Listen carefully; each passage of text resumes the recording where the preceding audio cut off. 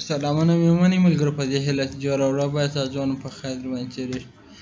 نننۍ ویډیو کې درته ښیم چې موږ ته څنګه کولی شو د تعلیمي نصاب هغه کوم کتابونه چې د هغوی اړوند هغه کوم د تمرینات حل چې دي هغه حل څنګه پیدا کولی شو. نو زه راځم د افغانستان د پوهنې وزارت وهمه یا هم د هغه سایټ ته ننوځم او د سایټ هوم برخې ته راځم. کله چې د سایټ هوم برخې ته راشئ نو دلته کې د هغه سایټ مختلف معلومات درته ښیي چې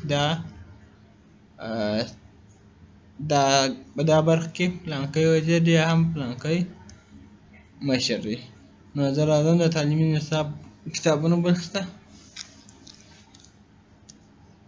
ښه، دلته اوس چې کومه د ښوونکي د لارښود کتابونه، کله چې دا د ښوونکي د لارښود کتابونه ووایي دا هغه کتابونه درته ښیي چې موږ تاسو په هغه په واسطه کولی شو چې خپل تمرینات حل کړو، یا هم هغه تمرینات چې استادانو ته حل شوي هغه ټوله کې موږ ته هم راښیي. نو زه ځم پښتو ته یې اړوم تر څو موږ تاسو ته ټوله معلومه شي.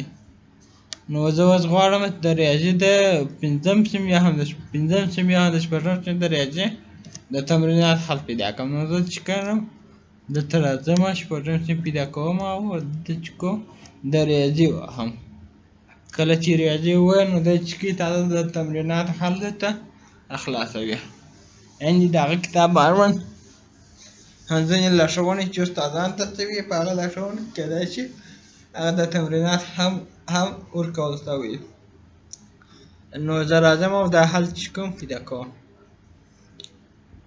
لکه څنګه چې ګورئ دا څنګه شو د ښوونکو د لارښود کتاب یې در خلاص کړي. نو په دې کتاب کې تاسو ته هغه دغه هم ښودل شوي دي چې تمرینات چې هغه تمرینات ټوله چې شوي دي حل شوي دي.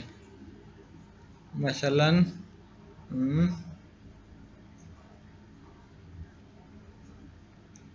ښه راځم دا دي. ښه، ناخود مدون نه دي په یاد، خو د مکتب 13م او 11م ټولګي دغه زما په یاد دي چې ما خپله د دې څخه چې کوله زده کړه کوله.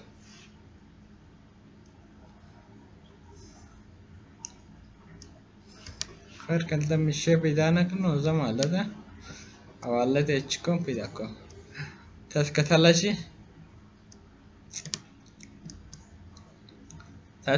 شئ دلته یو سوال شوی دی. ښه، یو سوال شوی دی په فعالیت کې کوم سوال شوی دی هغه د فعالیت هغه سوال چې کې دلته حل شوی دی. مثلا وایي د لاندې کسونه یو د بل سره پرتله کړئ، یعنې کم یو غټ دی کم کوچنی دی. نو تاسو راځئ هغه چې کړی دی هغه سوال یې حل کړی دی. مثلا دا کسر دی او دا کسر دی. ښه، نو کله چې دا کسرونه سره دغه شوي دي حل یې چې کړی دی دلته حل یې هم په لاس ورکړی دی. نو که چیرې د لوړو صنفو ریاضي ته راشئ، په لوړو صنفو کې ریاضي ډېره سخته ده، نو هلته یې حلونه ټوله هم همداسې سخته دي، یعنې ټوله دلته ښودل شوي دي. اوس دا د کورنۍ کار درکړی دی، دا کورنۍ کار دی. ښه، نو کورنۍ کار جواب یې هم چې کړی همدلته ورکول شوی، یعنې تاسو کولی شئ چې د خپل کوم سوال چې د هغه سوال د هغه ورځې مطابق کوم کورنۍ کار چې هغه کورنۍ کار هم دلته د دغه څخه ورسوي، په دې شرط چې زده کوئ بیا د زده کړې وروسته بیا دلته رسوئ.